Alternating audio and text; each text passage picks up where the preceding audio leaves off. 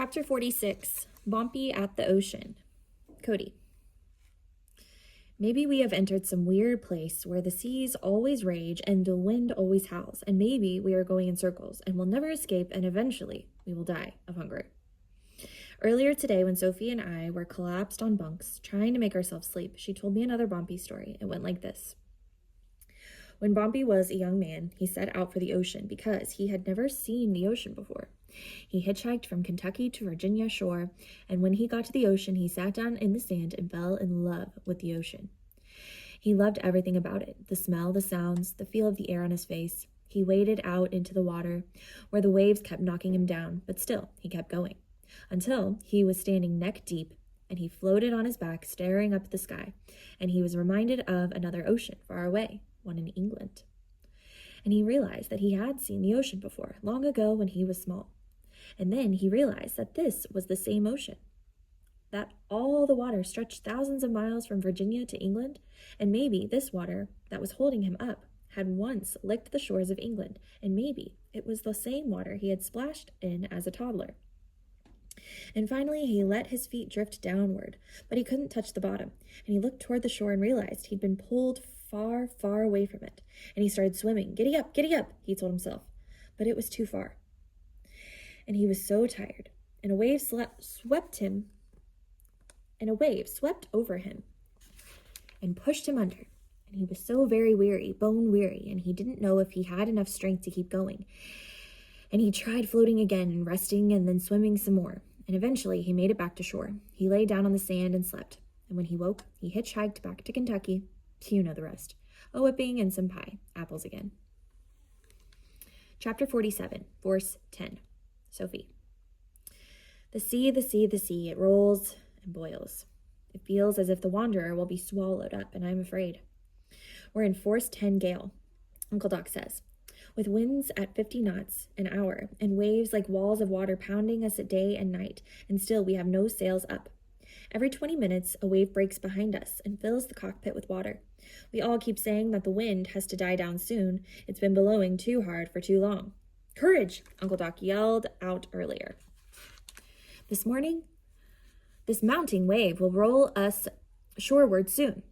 It seemed like a strange thing for him to say, since we were nowhere near shore. But then he explained that he was quoting from a poet named Tennyson. Uncle Stu, I never get seasick, Stu, is seasick. He looks yellow and frail, and the rest of us are covering his shifts and praying that we do not succumb too. It is now 1 a.m. A wave just filled the cockpit, and I am up on watch. Please let the wind die down. Chapter 48, Night. Cody. Will someone find this dog log floating in the sea? Will my mother know what happened to us? We tried to get a message to you last night, Mom. We love you.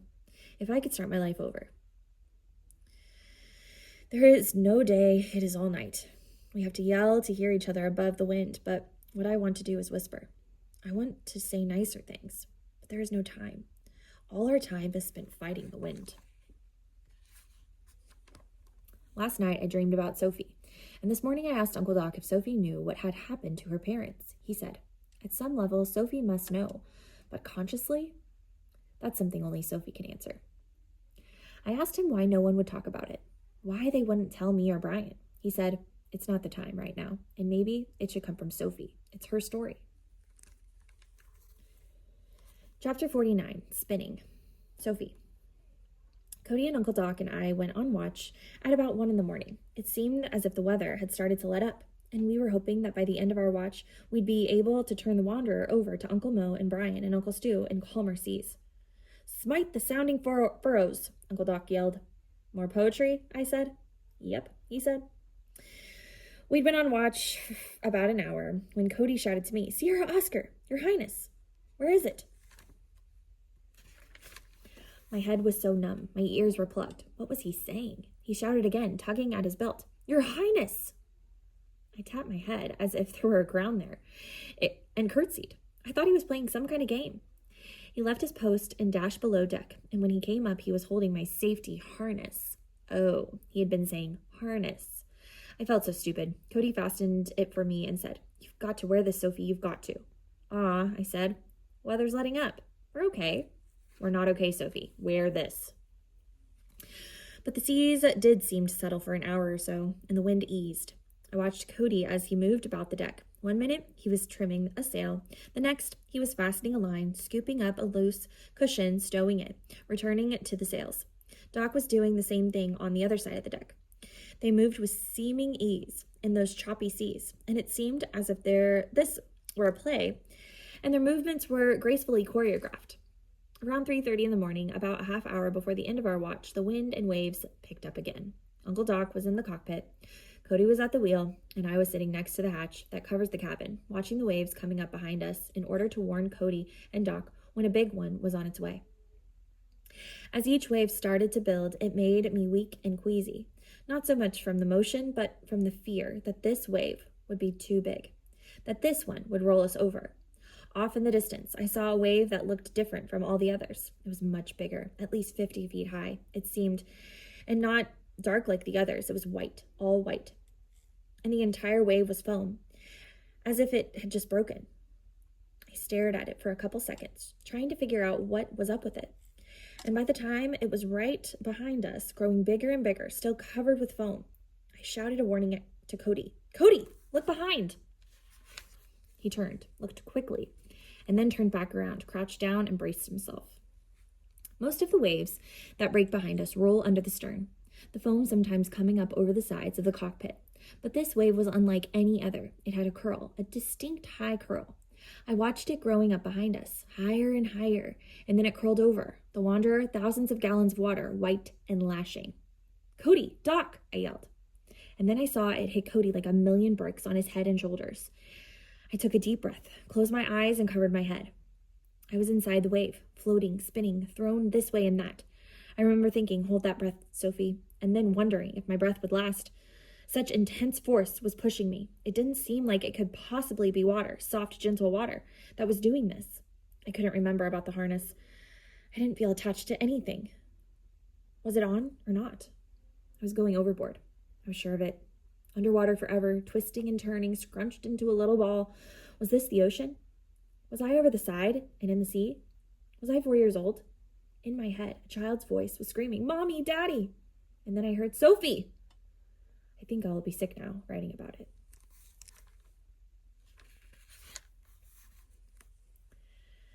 Chapter 50, The Wave. Sophie. The wave, the wave.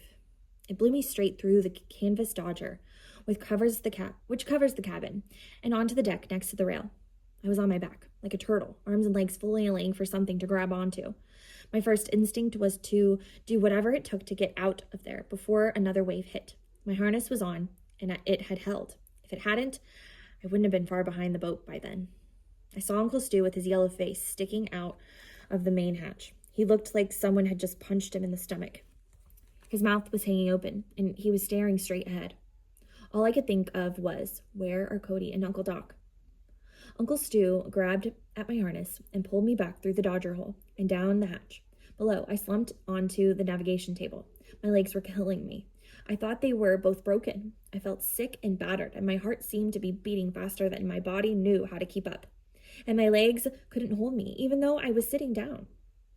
I slid onto the floor in at least a foot of water, trying to focus on where people were and if everyone was still on board and if everyone was okay.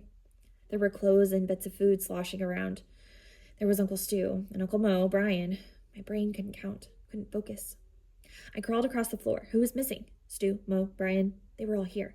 I was scrabbling across the floor through the water and the sloshing crud. And then I was screaming,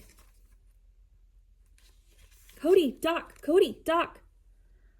I made it to the aft cabin and collapsed on the top of a pile of wet clothes. "Cody, Doc, Cody, Doc!" And then Brian was there, kneeling beside me. "He's okay, Sophie, he's okay. He's up top." "Who's up top?" "Doc, he's okay." "But Cody, where's Cody?" There was a blur of people racing to and fro, scrambling to pump out the water. "He's okay, Sophie," Brian said. "He's here. I saw him. What happened to your arm? It looks funny." Brian cradled his right arm in his left. Banged it, I guess. My brain kept insisting on making sure everyone was there. I must have gone through everyone's name 20 times, and each time I'd tell myself where each person was. Doc, he's working the emergency bilge pump. Mo, he's on deck, securing the hatch. Brian, he's bailing down here. Stu, he's bailing too. Cody, where's Cody? Where's Cody? I always got stuck on Cody. Then I'd figure it out. He's on deck. And then there was Cody standing at the bottom of the ladder, his face covered in blood. The force of the wave had blown his head right into the wheel, gashing open his nose and left eyebrow. He rushed past me to the bathroom. I followed him and found him sitting on the floor with a bunch of Band-Aids in his lap, looking helpless and confused. "Sophie," he said, "fix me."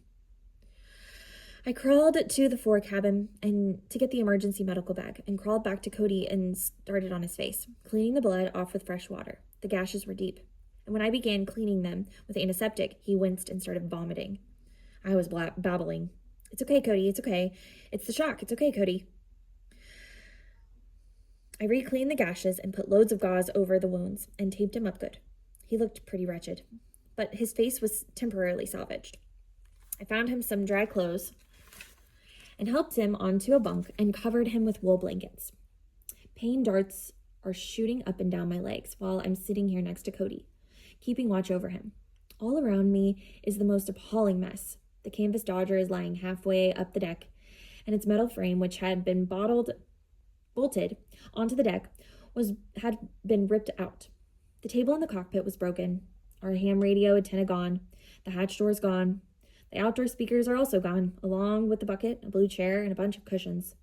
The top of the emergency freshwater container was blown off and the contents sucked out.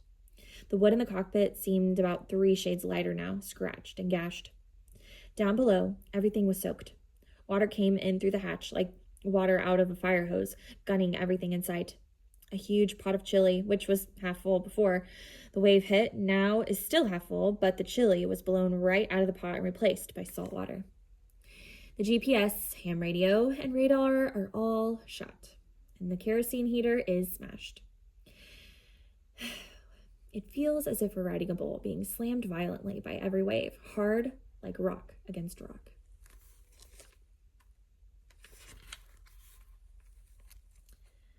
Chapter 51, Limping. Cody. We're limping along by the seat of our pants. I feel completely out of it, like I'm not really here, as if I'm somewhere else and watching this strange movie. If I knew the ending, it would help. If we are going to make it to land again, then I could relax, but if we aren't going to make it, why are we all wasting all these hours fixing things and talking boat talk? Why aren't we doing something important? But what would that be?